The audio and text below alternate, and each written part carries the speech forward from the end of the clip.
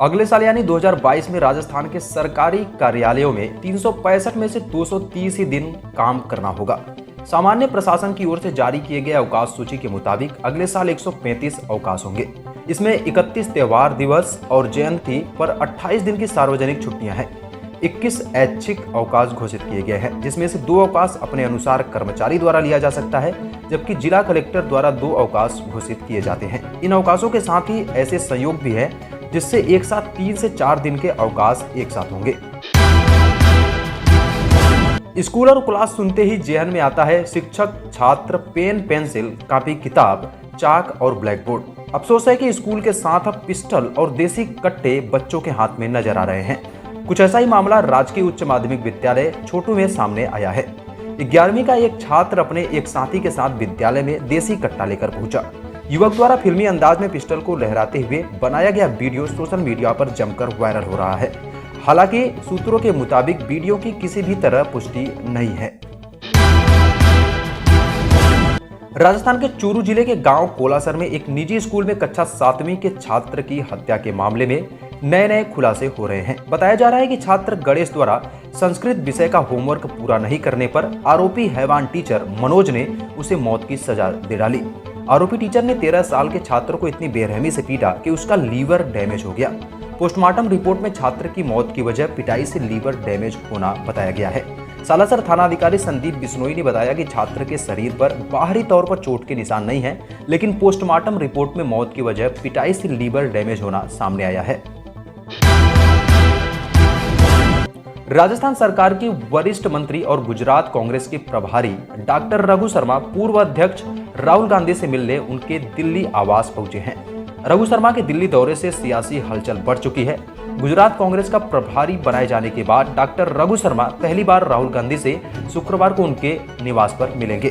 संभावना जताई जा रही है कि संगठन में बड़ी जिम्मेदारी मिलने के बाद मंत्री शर्मा राजस्थान सरकार में मंत्री पद से इस्तीफा भी दे सकते हैं। उनका पूरा फोकस गुजरात में कांग्रेस संगठन को मजबूत करने पर हो सकता है। बताया जा रहा है कि राहुल गांधी से मुलाकात में भी गुजरात में कांग्रेस को मजबूत करने व वहां के स्थानीय नेताओं को लेकर चर्चा भी हो सकती है। राजस्थान के बीकानेर में एक अजीबोगरीब घटना हुई है। बीकानेर के रणधीसर बुर्ज गांव के एक खेत की जमीन अचानक धंस गई। बीते गुरुवार की सुबह को जमीन धंसता देख ग्रामीणों में हड़कंप मच गया। ग्रामीण भयभीत हो रहे हैं। रणधीसर बुर्ज गांव में रामेश्वर के खेत की जमीन में करीब 100 फीट चौड़ा और 60 फीट गहरा गड्ढा हो गया है। घटना की जानकारी मिलते ही प्रशासन की ओर से गजनेर एसएचओ धर्मेंद्र सिंह मौके पर पहुंच गए। ग्रामीणों को गड्ढे से दूर रहने की समझाइश दी गई, साथ ही शांति बनाए रखने के लिए भी कहा गया है। गड्ढा होने के कारणों का पता लगाया जा रहा है। भारी बारिश के चलते आई बाढ़ और भूस्खलन से उत्तराखंड और केरल बुरी तरह प्रभावित हुआ है। पिछले हफ्ते हुई बारिश के चलते नदियों का जलस्तर बढ़ा और लोगों के घर तक डूब गए। इस दौरान काफी संख्या में लोगों की मौत भी हो गई। हालांकि बचाव कार्य भी जारी किया गया। काफी संख्या में लोग लापता हुए हैं। वहीं गृह मंत्री अमित शाह ने तो केरल को हर संभव मदद के लिए आश्वासन दिया है। वहीं उत्तराखंड में हालात बेकाबू हो गए। यहाँ पर भी बाढ़ ने लोगों की जिंदगी तबाह कर दी। गृह मंत्री अमित सिंह और राज्य के मुख्यमंत्री पुष्कर धामी ने बाढ़ प्रभावित क्षेत्रों का हवाई सर्वेक्षण भी किया।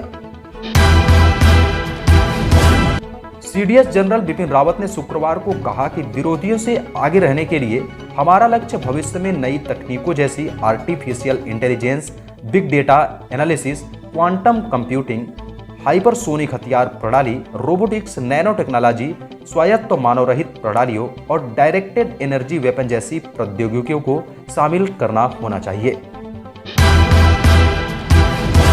पाकिस्तान और चीन ने सीमाओं पर गतिविधियां बढ़ा दी हैं। इसके मद्देनजर भारतीय सेना के शीर्ष अधिकारी सोमवार को हाई लेवल बैठक करेंगे।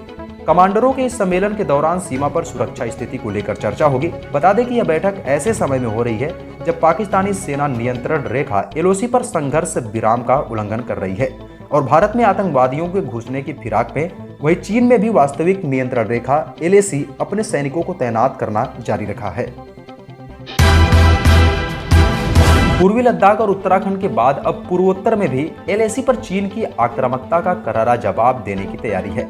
सूत्रों के मुताबिक भारतीय सेना ने वास्तविक नियंत्रण रेखा एलएसी पर किसी भी खतरे का मुकाबला करने के लिए चीन सीमा के पास फॉरवर्ड पोजीशन पर पिनाक और स्मर्च मल्टीपल रॉकेट लॉन्चर सिस्टम को तैनात किया है। हाल ही में सेना ने अरुणाचल प्रदेश पे एलएसी पर अपनी तैनाती बढ़ाई थी। पूर्वी लद्दाख में भी सेना की ओर से भारी हथियारों को तैनात किया जा चुका है। कारगिल युद्ध के बाद पूर्वी लद्दाख और एलएसी पर चीन की आक्रामकता का करारा जवाब देने के लिए भारतीय सेना ने पिनाक रॉकेट सिस्टम को तैनात किया है। एक रिपोर्ट के मुताबिक भारतीय सेना ने वास्तविक नियंत्रण रेखा एलएसी पर किसी भी खतरे से निपटने के लिए चीन सीमा के पास पिनाका लॉन्चर सिस्टम को तैनात कर चुका है।